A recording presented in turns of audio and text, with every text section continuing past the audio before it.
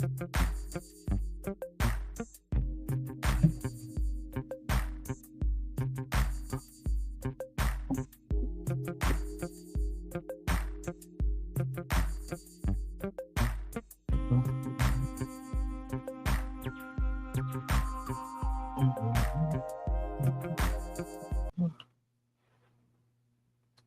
bang, Southern Fried Gang. It is your Southern Fried gentleman of Southern Fried Sports. We've already got the chat room jam-packed. 11 folks tuned in for this Virginia Tech and South Carolina game preview. There is no one better that I could have found for this show other than Matej Sis, 24/7 Sports, the VT Scoop. We're going to get good and acquainted with Matej. And there he is, ladies and gentlemen. Matej, thank you for joining me. Thank you for giving us the time. Please feel free to introduce yourself to everyone. Sure. My name is Matej Sis. I'm over at VT Scoop on 247sports.com. I've been writing about Virginia Tech for the past 8 years, ever since I attended the university. Kept it up and just been writing about them year after year. I've seen many changes at Virginia Tech, seen many different opponents, many different iterations of the Hokies, and excited to chop it up and finally doing a game preview. No more off-season talk. We're here. Right, we are here indeed. We even had college football yesterday. What did you think about a few of those games yesterday?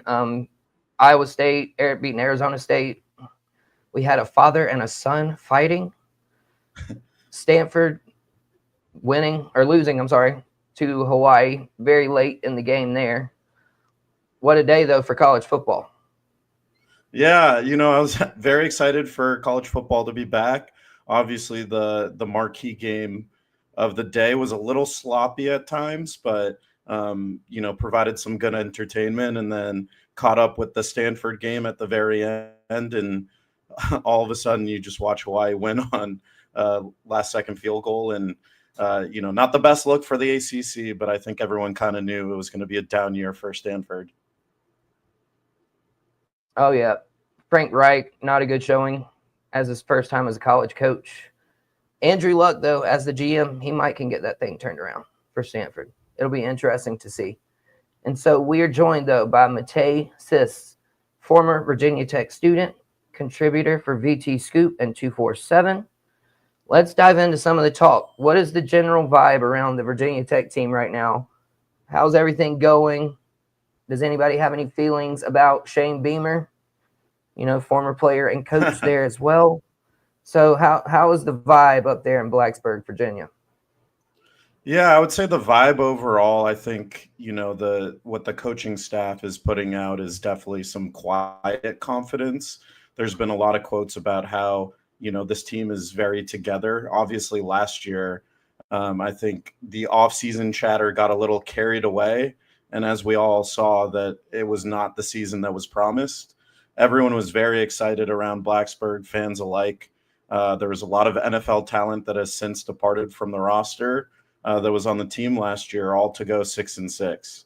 And, many people had dreams of 10-2 last year. That didn't come to fruition. Brent Pry's name has been on the hot seat. You can check almost any publication, and he's in the top 5. This is now year 4, and he's had to completely restructure this roster. 31 guys from last year entered the transfer portal. Now, a lot of those were tough conversations where, Virginia Tech has a vision of where they want to be, and they needed to improve a vast majority of the roster from last year. They couldn't rely on a lot of people. They brought in a ton of transfers, over 30 transfers. They brought in 2 coordinators, and, a lot of the guys that were handpicked by Pry and his staff are now, sophomores, juniors, and even seniors. So relying on a lot of handpicked guys from early in his regime to really step in and be playmakers, fill out the rest of the roster with some transfers. But I would say the overall vibe right now from the coaching staff, it's confidence. And I would say from the fan base, it's a bit of a mystery box. people don't really know how this is all going to come together. They've been extremely quiet for South Carolina, especially with their new coordinators. So it's going to be interesting because I think we're going to get a lot of answers to a lot of questions that we had all offseason. Very true. And to your point about the coach and being there for 4 years now, getting transfers in, older players, it's to the point where you got to start seeing the fruits of your labor at this point, right? Absolutely. Yeah, and I mean, you look at year one and you can say, okay, well, he needs a little bit of time to build the roster, but then, 6-6, 6-6. Now it's time to deliver. I mean, this is kind of what Virginia Tech has been for the last decade, a 6-6 program. And fans are getting a little restless. They expect a lot more. They deserve a lot more for how well they travel and show up for the team. Even last year when things weren't going right, every single home game was a sellout. So these are fans that are hungry to see their program back at the top again, and they need a coach that can deliver. And Brent Pry does a lot of good things. He's really good with the fans, but at the end of the day, it's about the results on the football field. And right now, they're just not up to par. So does Virginia Tech miss Clemson this year on the schedule? That's correct, yes. That's a lucky draw. Maybe that'll count for one extra. That'll count for one extra win, maybe, for Virginia Tech. And yeah, to your point again about 6-6. At some point, you got to at least improve by a game. You can't continue to give the fans the same thing. Very loyal fans, as you mentioned. One of the greatest entrances in all of college football, of course. They rock that stadium. You have got to put a quality football team on the field.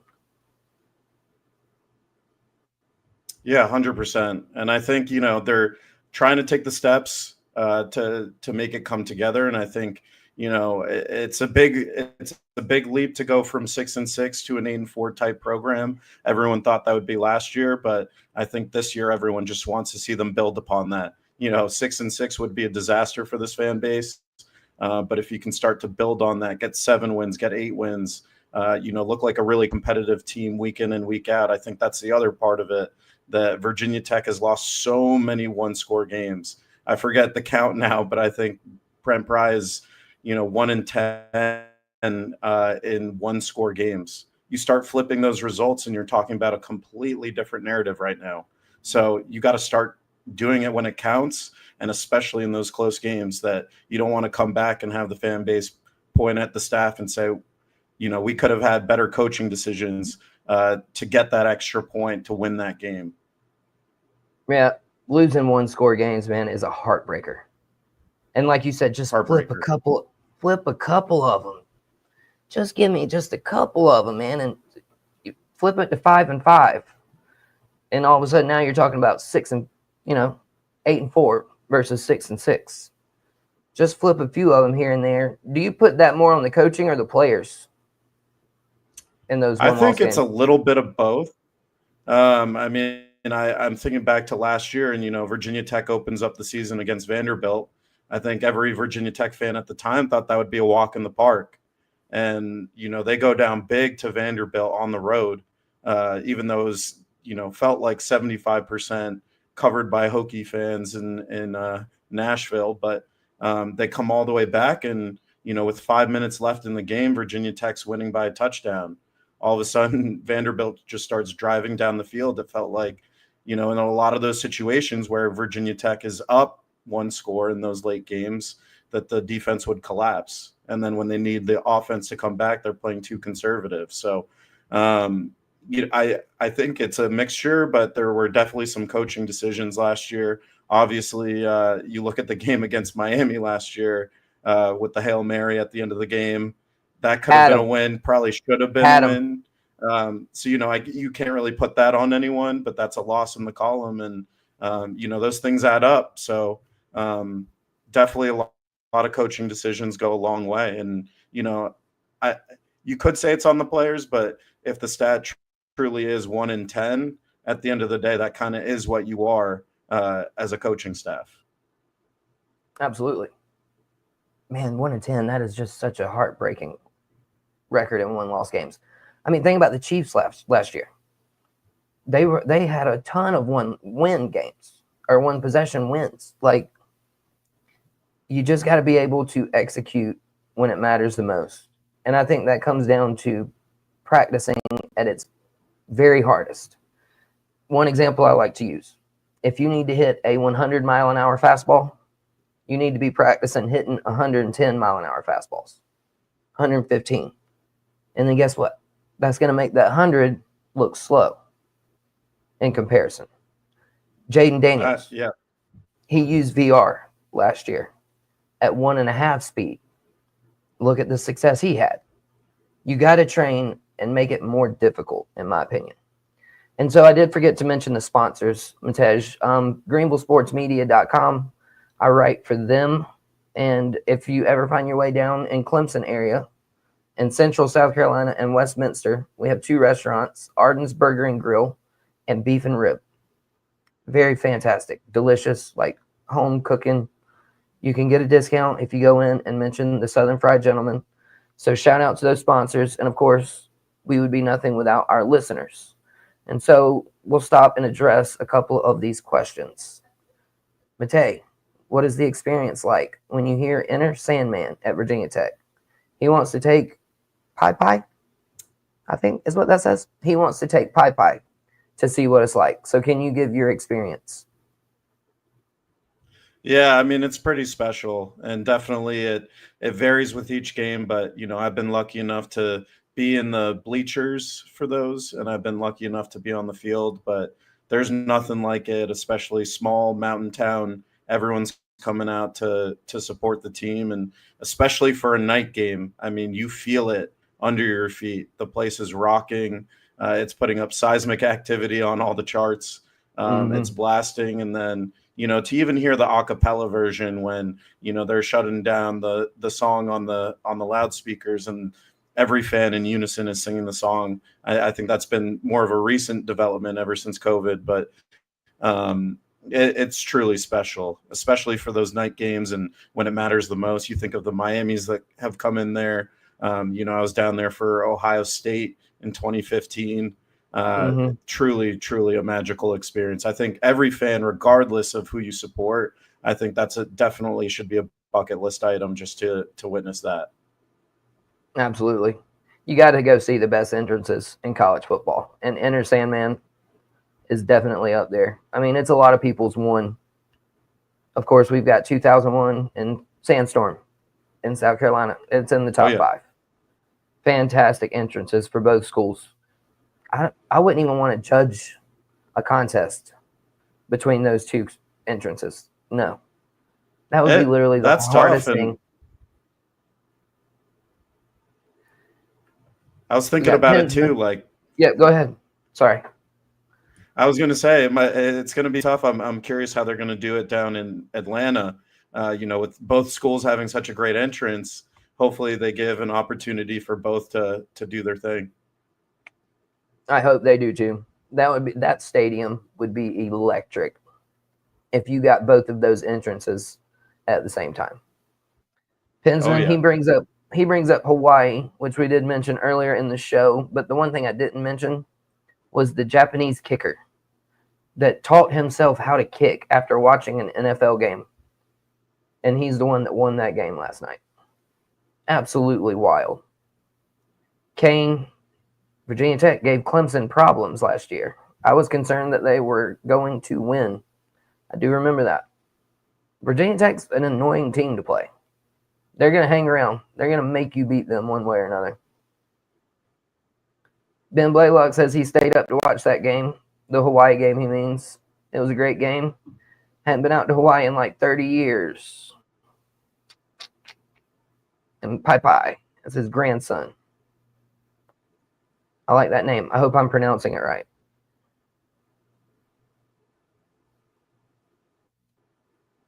Yeah, I said he was Japanese, I thought. That's pretty crazy, though, teaching yourself those things. To kick and to speak English. And it's also crazy that English is literally the hardest language to learn. So many words mean the same thing. What were your grades like in English, Matej? Pretty All good. all A's, right? Yeah. Yeah. Yep. All right. So here, I'll tell you what. Speaking of grades, let's go down Virginia Tech's roster, if you will. I'm going to give you a room. You give me a letter grade that corresponds, and you can speak about that room.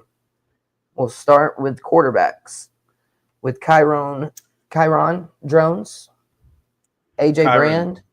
Kyron, excuse me. Thank you. Kyron Drones. You got AJ Brand, Garrett Rangel, Keldon Ryan, and William Watson III. Yeah, I think this is a room that I think you hope for a B plus. Kyron Drones is someone that's given you 2 years ago a great season, kind of gave Virginia Tech fans hope for last year. He didn't start out as the starter. He was in a battle, ended up taking over just because of injury. Had a really strong season, finished the season extremely strong, couple 4 and 5 touchdown performance games in 2023. Comes out last year with a fully loaded roster and just couldn't get the job done. Tried to do a little too much. Kind of talked about that this offseason, that he was getting all that offseason hype. I believe he's cousins with Cam Ward and trains with him in the offseason. And he was training with him and Shedeur Sanders last year. And I think, those two guys knew they were going pretty high. Obviously didn't happen for Sanders. But I think a lot of that chatter in the offseason kind of got to him that, he needed to air it out a bit more and he just looked uncomfortable. So I think we'll see him come back to basics, so to speak. And, he's an incredible dual threat when he keeps the game simple. So, B plus for that room. They have Garrett Rangel, a transfer from Oklahoma State. And then William Pop Watson's his nickname. Okay. He's a smaller guy at like 5'11". He's listed Yep. as he's more like 5'10". Hmm. But he had to play some important starts last year with Kyron dealing with a lot of injuries throughout the year, which also affected his game. But Pop Watson came in for the extra special Commonwealth Cup against Virginia and absolutely delivered. So he's a young guy, but he's a competitor and a very fierce competitor. Yeah, I was literally looking at William Pop there, listed at 5'11". It's so weird that they always lie about that. Yeah. You know what I mean? Like, if he's 5'10", just put that he's 5'10", like with Bryce Young. I think they tried to stretch it that he was like 5'10", 5'11", and he's every bit of like 5'9". And yeah, y'all can see me. Y'all Same can with see Pop me on Watson camera. too, probably. Yeah, I'm 5'9", maybe pushing 5'10", like a little bit, but I wouldn't lie about it, I don't guess. But they always seem to find a way. So we've got the quarterbacks with a B plus. The one thing that I'll add in about South Carolina facing Virginia Tech here with the quarterbacks, we do not do well with mobile quarterbacks traditionally. And so if Kyron comes in, he is certainly one that can give us problems with his legs. And I think that would actually set up the pass for him versus if he gets the pass in the ball and then his legs come in after. I think it'll be his running first. Defense will start to creep up. And then I think that's where we have the potential for danger. Getting hit with the big play over the top once we start keeping our eyes in the backfield a little bit too much. I'll say this too. I think a comparison for Kyron Drones is really a poor man's Lenora Sellers. He does have the arm talent, but I think the major difference is Sellers pretty accurate when he's thrown deep, and I think that's where Kyron struggles a little bit. He can get it down there, but really fitting those tight windows is where you want to see improvement from him. But this is a guy that's 6'2", 6'3", 230, and he's going to go head down into the defender's chest, get every yard he can, and mobile enough to go sideline to sideline and pick up a first down. So maybe not a one-to-one comparison, but certainly same type of player. Right. And hopefully that'll help us with our defense facing Lenore Sellers in practice every day. Hopefully that helps us out because I do think Virginia Tech will give us fits. I'll say this, like you mentioned the analogy earlier, but if you're preparing against Lenore Sellers, that's practicing at 110 miles per hour against Kyron Drone. So certainly that'll be an advantage for the defense. Right on, and that's fair. So we'll move on to the running back room. 8 running backs I see listed here. Not many of them with too much size. You got Terrian Stewart at 222. Was that John Buto? Is he even? Yeah, he's listed as a running back. He's 209. So your running back room, you're going to have a 1,000-yard rusher. What is your grade for the running back room? I'm going to go with a B here. So they brought in 3 transfers. Terrian Stewart, Bowling Green guy. I think he was in the top 5 last year for missed tackles forced. I should also mention that Virginia Tech had a guy, Bashul Tootin, who now plays for the Jaguars. He was incredible for Virginia Tech. I think he had like 1,500 all-purpose yards last year, 18 total touchdowns. A guy that really played everywhere. You know, he could catch it. He was in the return game. And they're trying to recreate him in that aggregate, so to speak. Terrian Stewart is kind of your bowling ball guy between the tackles, trying to get guys to miss.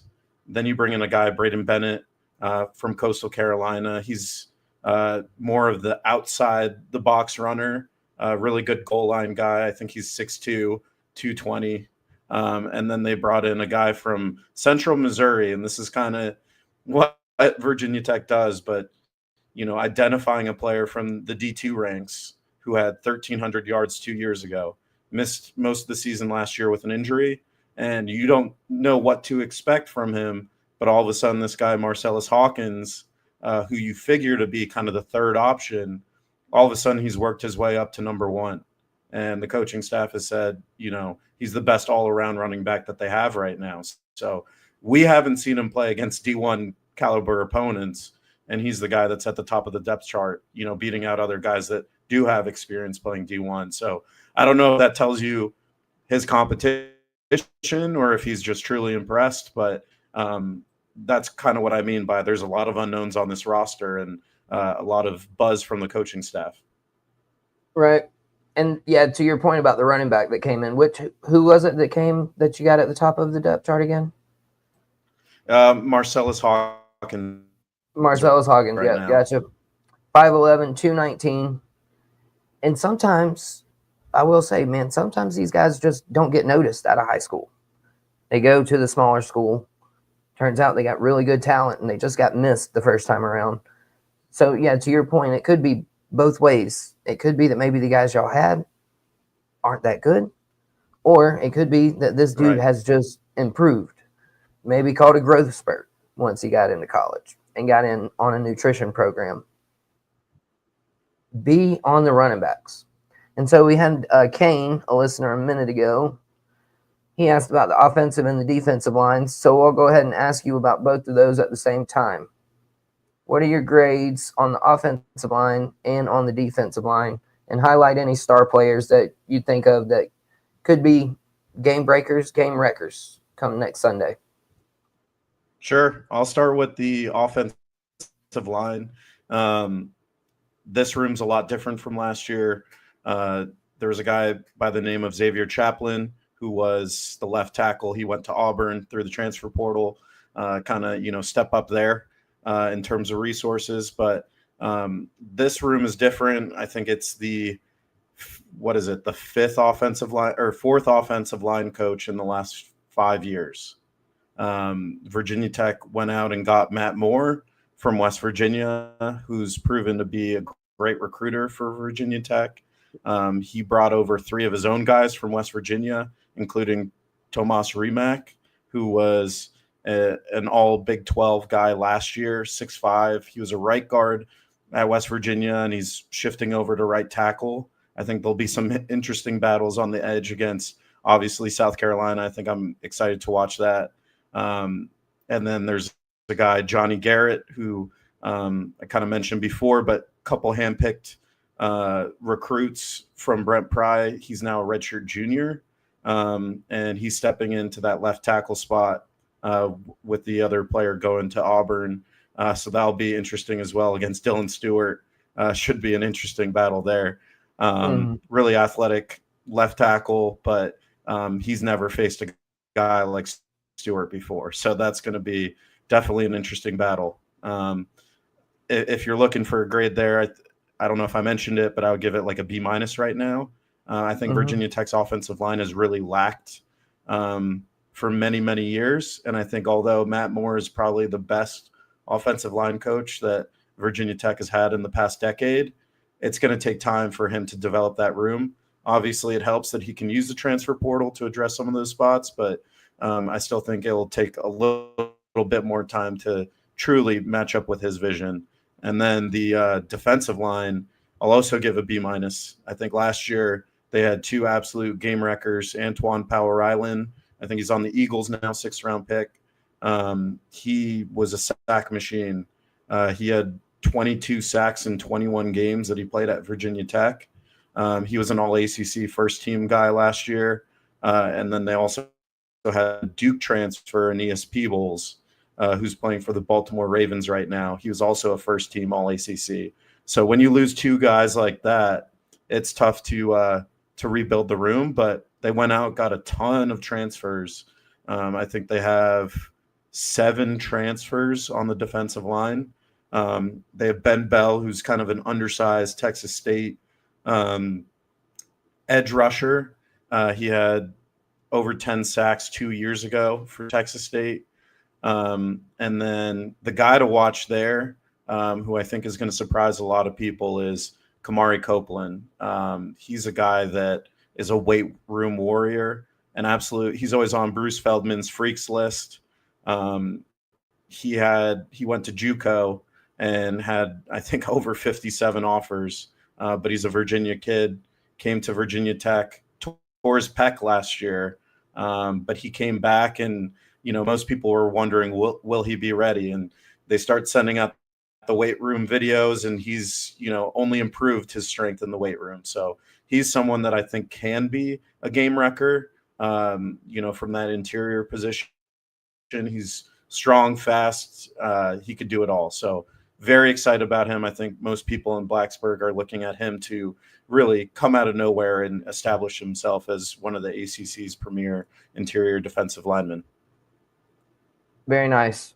Great content right there from Matej of VT Scoop and 247 Sports.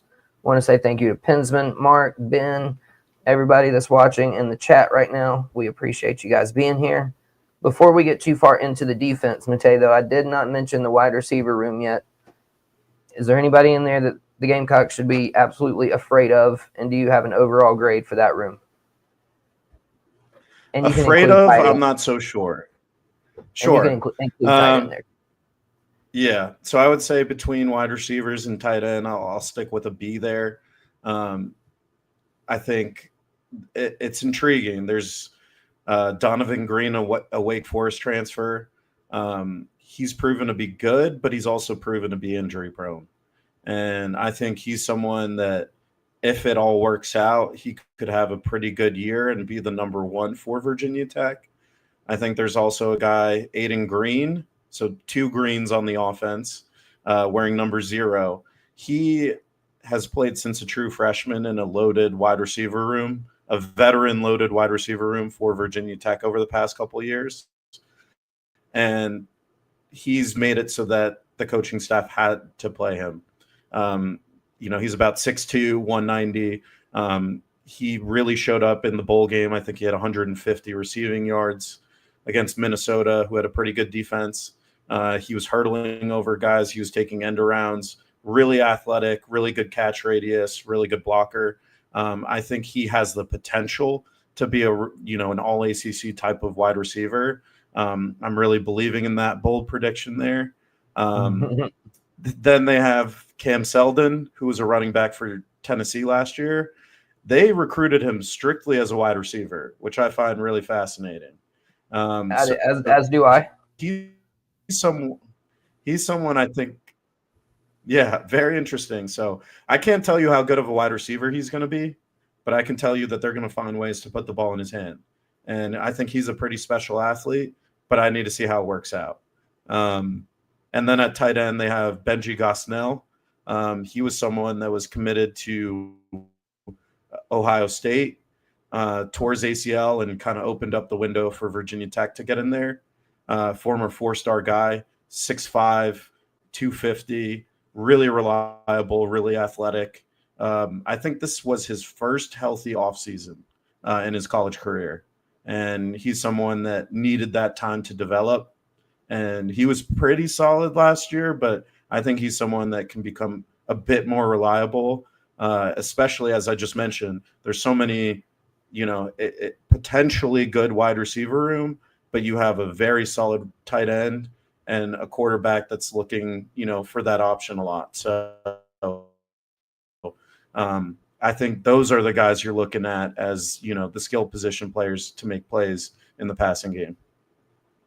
I feel like having a big tight end is synonymous also with Virginia Tech when they're good. And most any football team, really, if you think about it. I mean, Travis Kelce, Tony Gonzalez. I mean, I could name them. Shannon Sharp. I could name tight ends probably. Jeremy Shockey. It takes a really good tight end to be that outlet. The last line of defense for the quarterback, to be there available, to make catches. And I feel like the really good football teams have really good tight ends. And if you feel good about your tight ends, that to me is a little bit worrisome. The Gamecocks are brand new at linebacker, typically the ones that will be lined up with some of these tight ends. So we're going to have to be careful in that regard as well. So how about the linebacker room for Virginia Tech, Matej? How is it looking on y'all's side? This has been the pain point under Brent Pry. And you think about Brent Pry, he's, former Penn State defensive coordinator, specialty is linebackers. He, even though Bud Foster retired, he has an office on campus, linebackers guy. His former defensive coordinator that they got rid of, linebackers. And yet it's been the weak point of the defense year after year after year. And it almost doesn't make sense with that many great minds in one room. But This is another season where it's like Brent Pry has sworn by his guys. Like they brought in some transfers, but it looks like they'll be more rotational guys. And he's swearing by his guys for another year. You have Caleb Woodson, who's about 6'3", 230. He's really exciting just as, he has the athleticism. He'll play mostly on the outside, but he's someone that affects the game in every way. I mean, every stat, he can load it up. It's just about consistency there. And then in the middle, they have Jaden Keller, who's a key player. He's been on the team for what feels like forever. And every single offseason, Jaden Keller's the guy. And then, his mind and his feet don't match. And it's going to be another year of, do you want to believe that narrative in the offseason and then watch it not come to fruition? Or is this finally the year where it clicks? And, they brought in Sam Sefkes to be the new defensive coordinator. And by all accounts, things are clicking a little bit more. But overall, this is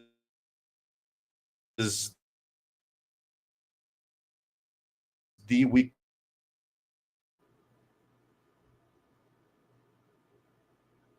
Might be having a little bit of connectivity problems there with Matej as he was talking about the linebacker room. That is really strange, though, that the head coach, linebacker guy, former defensive coordinator who's on site, former linebacker guy, and somehow or another they have all these struggles at linebacker. It just doesn't make much sense. Were you good now, Matej? Let me see if I can hear you. Can you hear me all right? Yep, now I can. If you want to finish up that thought there that you were having about the linebackers, and then we'll move right on to the cornerbacks. Sure. Not quite sure where it cut off, but just overall, just been very inconsistent there. They've had some really good athletic type linebackers, but when it comes to especially run fits, it just feels like sometimes the linebackers are right around the line of scrimmage, and all of a sudden you see the opposing running back just breaking free into the secondary down the sideline. A lot of big plays in the run game, and overall, I'd probably give the linebacker room like a C at this point.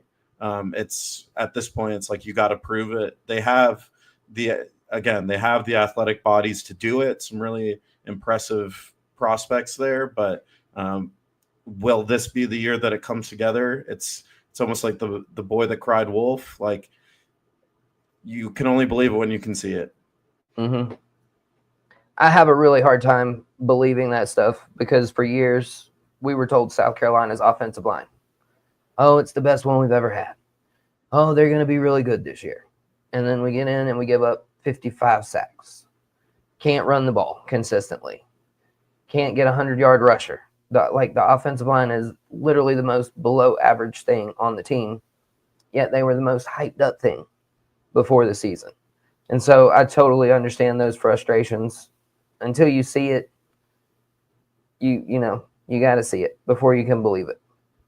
And so moving on to cornerbacks, corner, not quarter. I know I speak weird sometimes. Words are hard.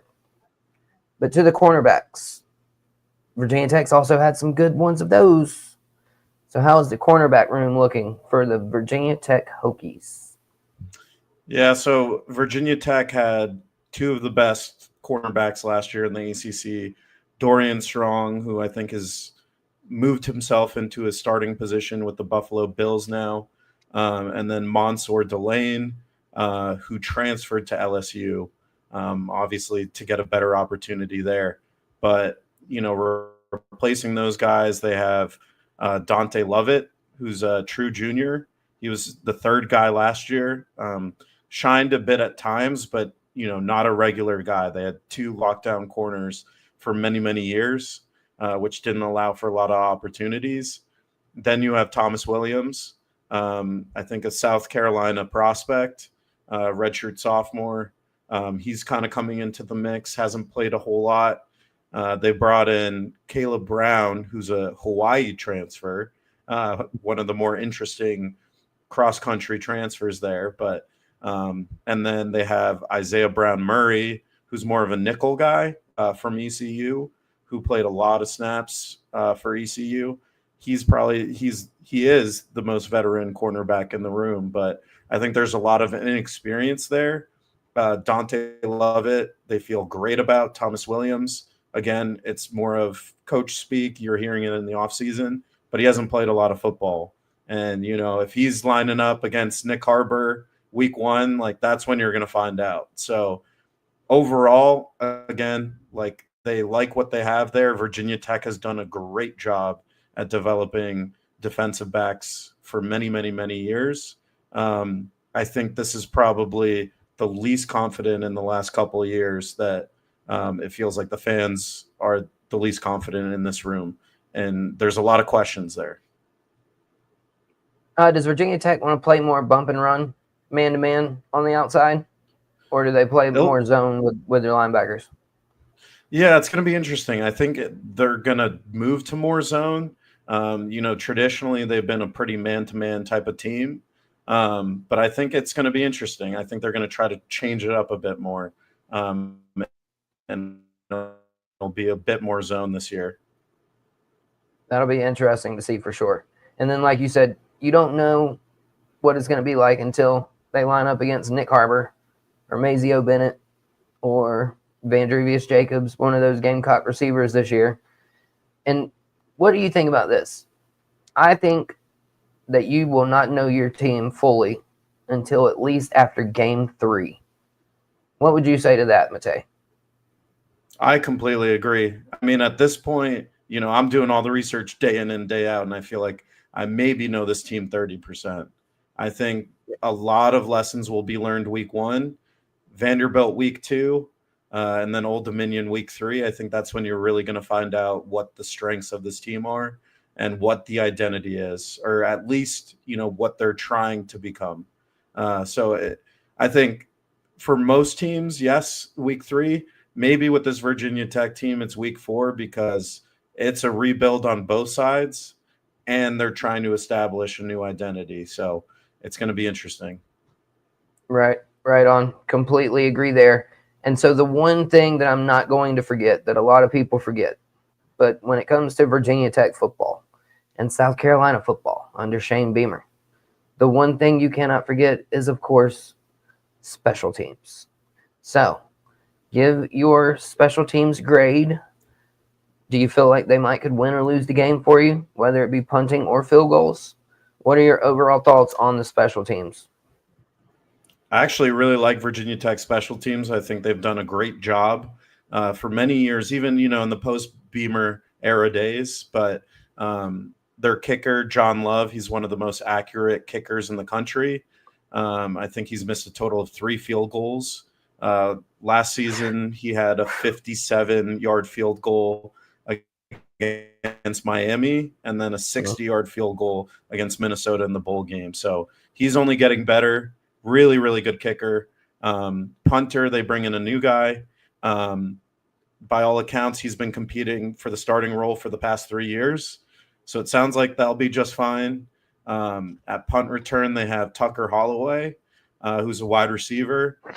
He's someone that, as a true freshman, I think he broke the all-time single-game record for punt yardage, and he had one against Georgia Tech, I think a 95-yard return.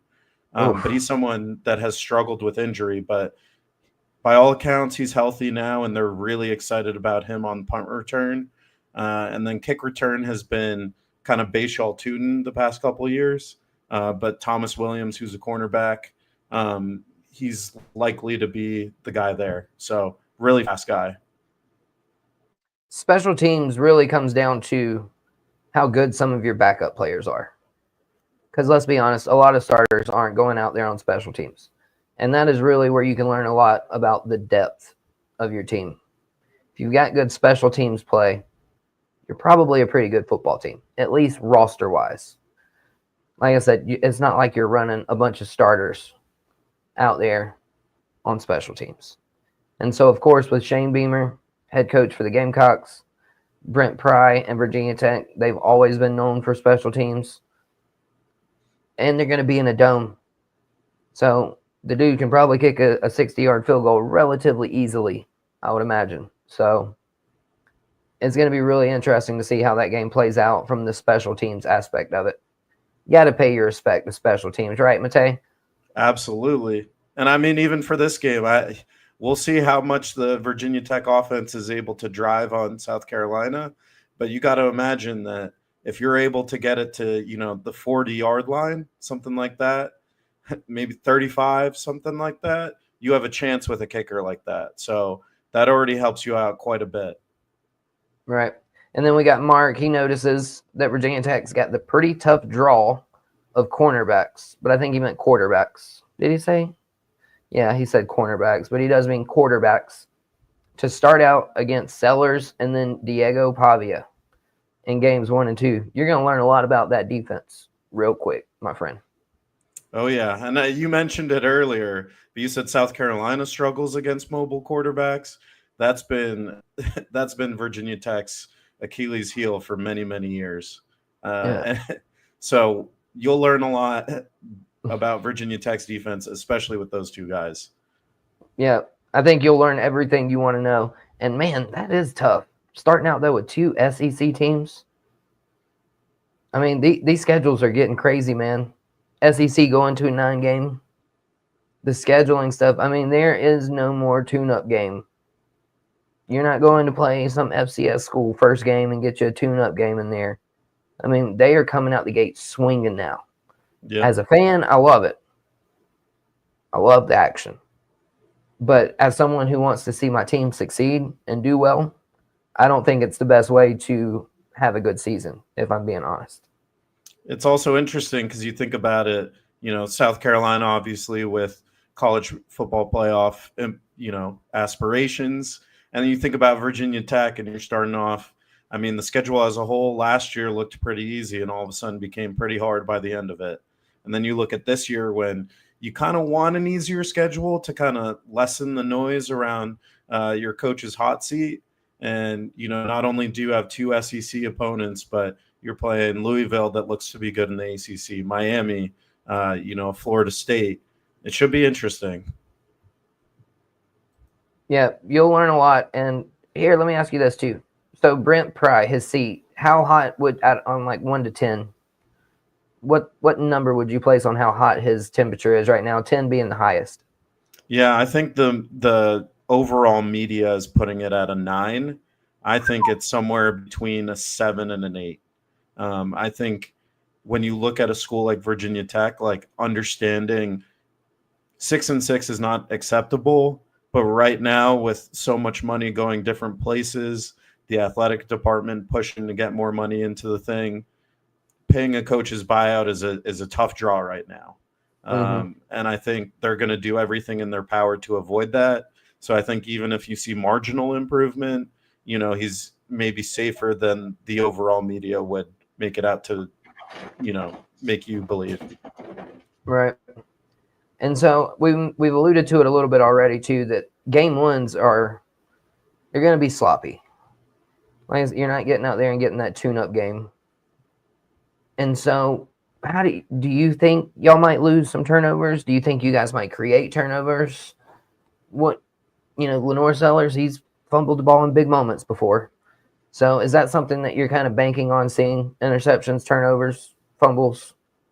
I think so. I mean, I think from the offensive side of the ball, Kyron was worse last year, trying to do too much, making some bad plays. He was pretty good, in his first season. I think he only had 3 interceptions to 17 touchdowns. Didn't really fumble the ball all too much. But I think offensively, you want to see it be a little crisper than it was last year. It was pretty sloppy all season long. I think defensively, the worry is, can you create those havoc plays where you're forcing turnovers? I just, right now, I think I need to be able to see the defensive line bring pressure, especially for Lenore Sellers, who can extend, and, the defensive backfield to make plays. So I'm not quite sure how last year Virginia Tech's defense did a really good job at takeaways and creating those negative plays. And I think this year might be a step back, but the overall defense, you hope it's more cohesive. Right. That's fair too. And so one of the smartest things, though, that I feel like I know about defense is if you can create pressure with 4 guys, you're going to be in position to get those interceptions, those turnovers. If you're not having to send an extra guy to get pressure on the quarterback, that just gives one more person back there in zone. It gives one more eye on someone if they're man-to-man, whatever the case may be. If you can get to the quarterback with 4 people, you're going to be in good shape on defense. 100%. And I think that, yeah, exactly. I think there's so many bodies that they brought into the defensive line room for Virginia Tech. And you just wonder, do they have 4 guys that can do that? And, I'm high on Kamari Copeland in the middle, but I think a lot remains to be seen on the edge. Right on. And so, Matej, been great content so far. We'll get you out of here in just a few minutes. But before I do that, I do have a segment called Experts. And sometimes it's somebody who says something really smart. Sometimes it's somebody who says something really dumb. And then sometimes it's just listener questions. And so Queen City Spurs, he commented on our post on X where you can make sure to go follow Matej. It was, let's see if I can pull up yours real quick, Matej, before I do that. Go follow Matej at MATEJS247. And also don't forget VT Scoop 247. And both of those are at symbol. VT Scoop 247, and then you've got Matej at MATEJS 247. And so, with that said, Queen City Spurs, he tweeted and asked, what has Virginia Tech done to prepare for a dynamic quarterback? You've mentioned this one a little bit. What is their identity been advertised as? And do you think that Brent Pry will make it through the season with those hot seat allegations? Great questions. I think, in terms of preparing for Lenoris, Virginia Tech has a lot of dual threat types on the roster, including some of their incoming freshmen, some impressive dual threats. I know on the scout team, they have a couple of those guys. A.J. Brand, who's a Irmo, South Carolina guy, won a state championship there. He was one of the best dual threats in the state, and he's someone that's kind of taken that role for the scout team. But they also go up against Kyron Drones every day. And I mentioned earlier, I think, not a one-to-one comparison by any means, but, similar types of players, big arms, big bodies, tough to bring down. And then the other two questions, could you remind me? So the other one was, what has the identity been advertised as? Yeah. And then the Brent Pry hot seat. So identity-wise, it sounds like, again, they're trying to simplify things offensively, but it sounds like it's really going to be a ground and pound type team. And yeah, 3 running backs, rotation there, a couple wide receivers. I think, a little bit of trickery with guys like Cam Seldon, who can do multiple things. But a lot of rotation there, power running football team. Defensively, it's kind of switched to a multiple. Like they brought in a ton of bodies. They want to play many different fronts, show a lot of different looks, kind of play what the NFL has adapted in, a 3 safety look. They brought in 5 transfer safeties. So they're gonna be playing a lot of guys on defense and try to give a lot of different looks to try to confuse the other team. And then in terms of Brent Pry, I have the Hokies going 7-5 this year, which I think would be, just enough for him to buy another year. But I think anyone's guess is good there. Like it's pretty 50-50. I think if things fall off yet again, it's going to be tough to convince the fan base to wait another year. Right.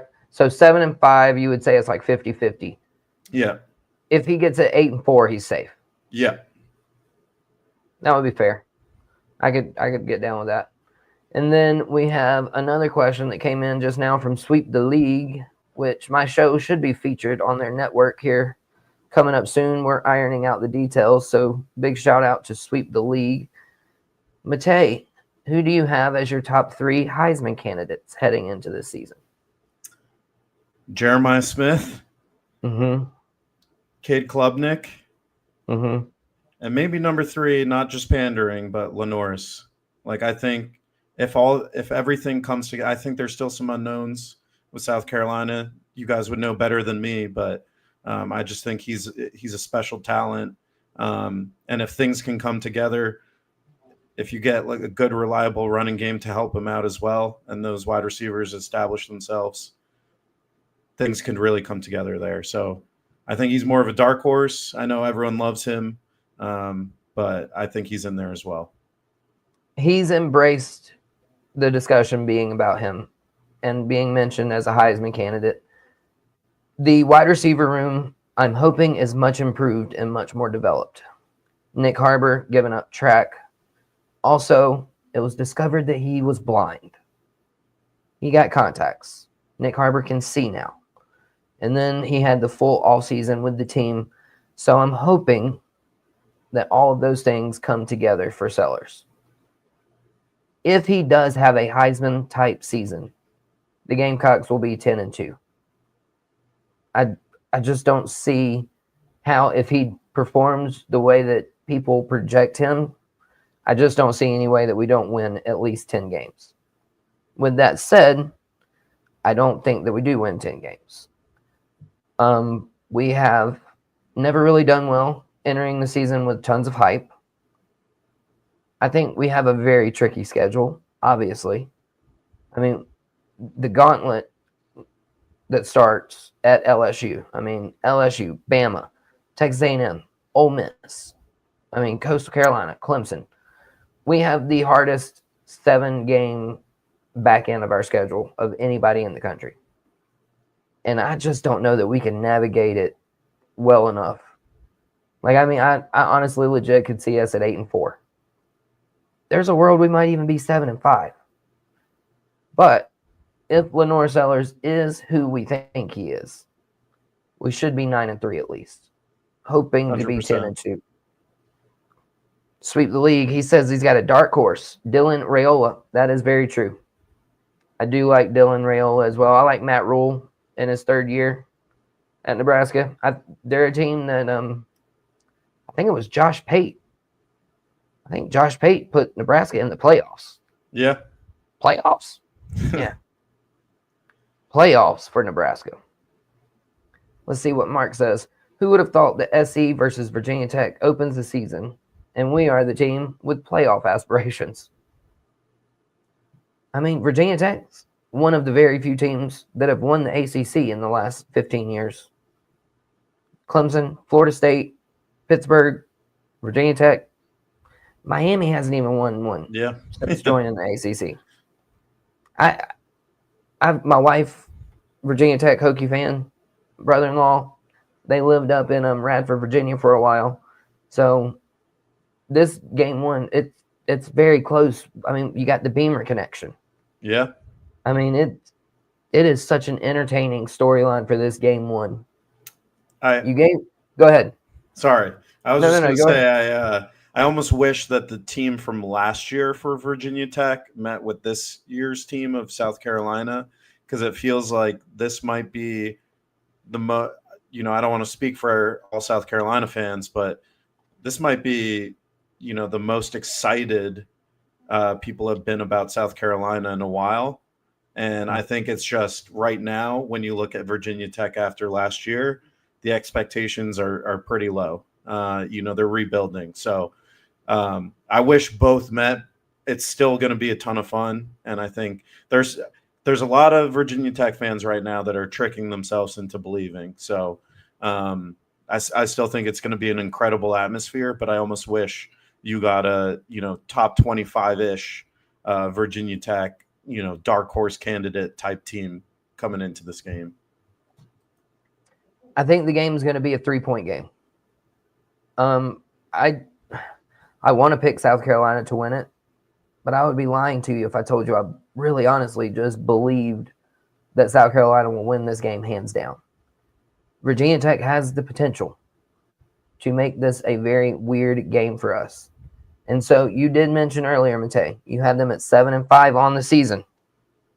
Does that include a win or a loss against the South Carolina Gamecocks? That is a loss against South Carolina. I think, when you look at Virginia Tech, the good news is you don't have those expectations from last year, that people are counting on you to lose this year. And it's a lot better to have a chip on your shoulder. I think, as you mentioned earlier, again, with the analogies, it's like last year they thought they were going to just walk into Vanderbilt, beat them, and be this 10-2 team. This year, everyone's telling them you're going to lose by a lot to South Carolina.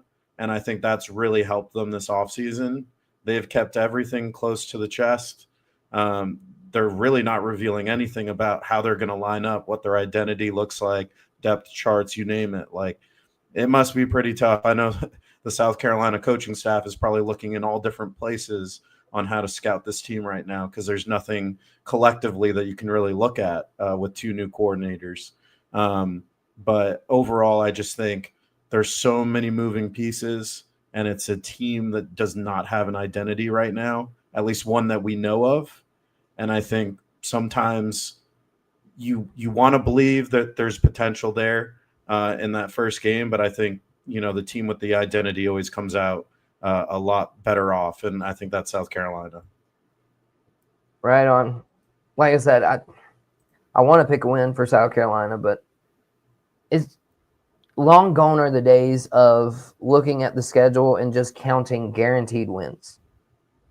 I mean, I remember 2008, 2009, 2010 as a Gamecock fan.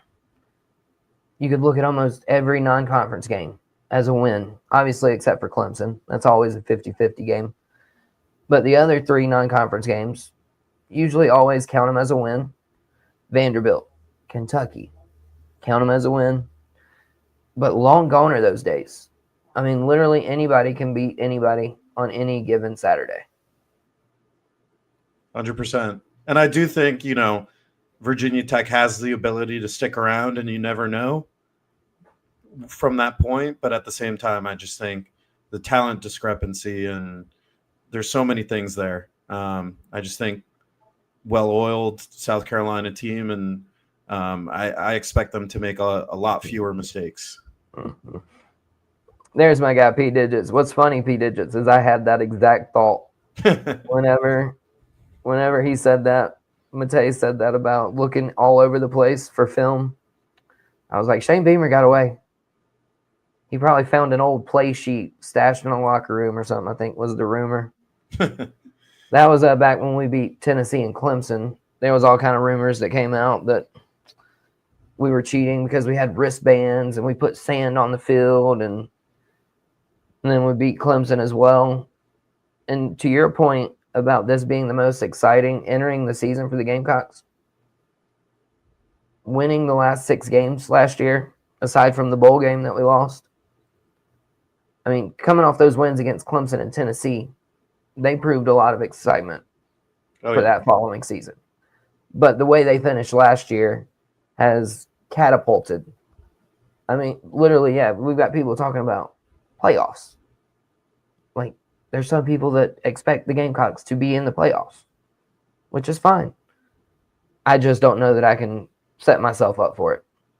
I think that's fair.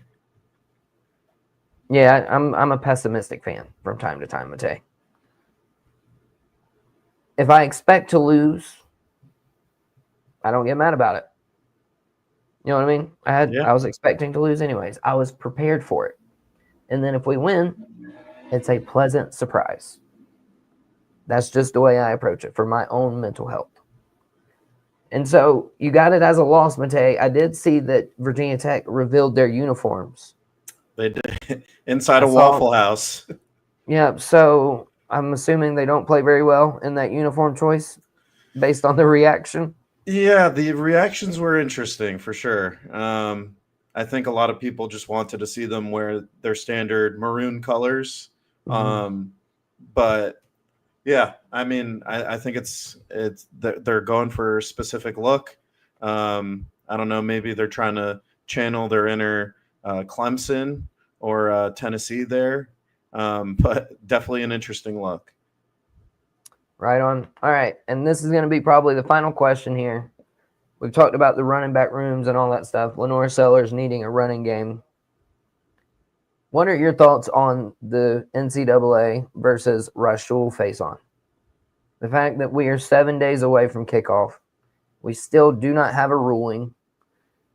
Apparently, all the paperwork has been sent in numerous times by all of his schools. And somehow, we still cannot get an answer. So what is your overall takeaway here for the NCAA and face-on? Yeah, I don't get it because this kind of feels, I mean, I don't know the intricacies of it, obviously, but it feels kind of like a Tez Walker situation at UNC where it was like halfway through the season. They finally said, oh, you're allowed to play, and he played for UNC. But I don't get it. I don't get how something like this is able to kind of carry on for so long. And I feel bad for the kid too. He's trying to prepare for this game and doesn't even know if he's going to play. It's pretty brutal. Right. And then, I mean, think about all the time wasted practicing. Yeah. South Carolina could have been getting other players reps if he's not eligible to play. He could have went to the NFL if he wasn't eligible to play and tried to make it there. And so for them to have him in limbo here, I think at this point it would be criminal for them to say he cannot play. But I really do need them to make a ruling one way or the other at this point. Yeah. Let's see. P. Digits, he asked, was it an all-star uni? It was white, gray, and more orange, right? Uh, he's asking for the Virginia Tech uniforms for this game. Right. Yeah, They correct. have a third jersey that's orange, primarily orange. So they're doing white helmets with a little bit of orange on the side, still some maroon in there, but then it's primarily orange tops, orange jersey pants, and I think again people wanted to see more of a maroon combination there. Right. It amazes me how interested people are in uniform combinations. I mean, even P Digits, he asked, isn't USC Junior sporting some new old uniforms this year? I think that is accurate. I think they're doing like an older helmet, like with a different logo on it from a few years back. But people eat it up. And it doesn't win football games. Yeah. What you wear does not matter. How you play on Saturday. I mean, in the rare case that Virginia Tech comes out with a win, some of those same people will say, you need to wear those for Vanderbilt too. Yep, that's baseball superstition there. Yeah. Got to wear the same socks. You can't wash them, all that kind of junk. I never really got into it much. I would eat some of the same things if I had a good game or something. Say I had a corn dog before the game, I would duplicate it. Oh yeah. See if the success helped, but never really got into the uniform thing on it. Not much. And so, Matej, man, it's been fantastic. Thank you so much for joining us. Do you have any parting thoughts that you want to get off your chest before you go? Personally, I'm just very excited. I think, I've kind of detailed it here, but not expecting Virginia Tech to come out with a win, but I'm excited to, see the team that I'm covering come out and play. I think Beamer Bowl is going to be special. I think both fan bases are absolutely fantastic. And I've been waiting for a game like this for a very long time. The last time I got this super special feeling going into a week one was against West Virginia in 2017 when they played at FedEx Field where the Commanders play. So I'm looking forward to every bit of this experience. I'll be down there. But yeah, nice. I'm excited for the season to begin and to watch some good football, hopefully. Are you going to go to that famous strip club that has the famous lemon pepper wings or whatever it is? Unfortunately, I'm coming early in the morning on Sunday and flying out right after. So I'll be at the stadium the whole time. I won't get a good view of Atlanta in general, but still excited nonetheless. Right on, man. Well, I hope you have a very safe trip. Hope you have a great season covering Virginia Tech.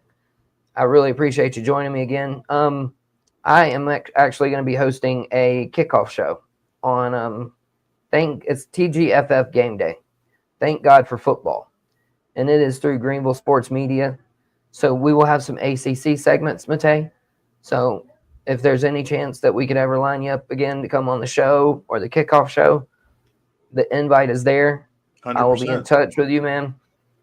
Great content, though. Fantastic conversation. Thank you again so much for joining us. And with that said, I think we're going to kick rocks on out of here, y'all. You got Matej. He has predicted a Gamecock win. Hopefully Shane Beamer was listening and took some notes on what Matej was saying.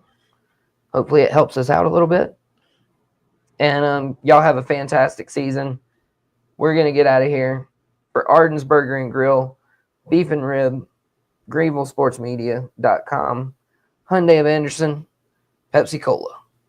I am your Southern Fried Gentleman of Southern Fried Sports, and y'all be blessed, not stressed, and just be kind to one another. Dang it. And Matej, you can say bye-bye. Thank you so much for having me. Man, yes, sir. It was a blast. We'll see you soon. Sounds good. Bang, bang, Southern Fried Gang. Kick up a little music.